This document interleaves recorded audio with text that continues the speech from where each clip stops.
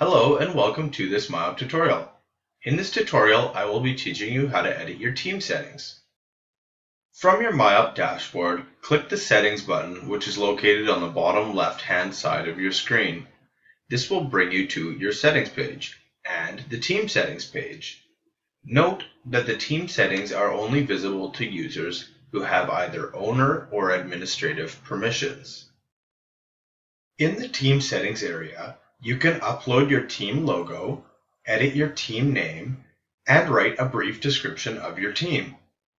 You can also enable time rounding on all time entries, along with updating your billing information and accessing the project archive. That concludes this tutorial.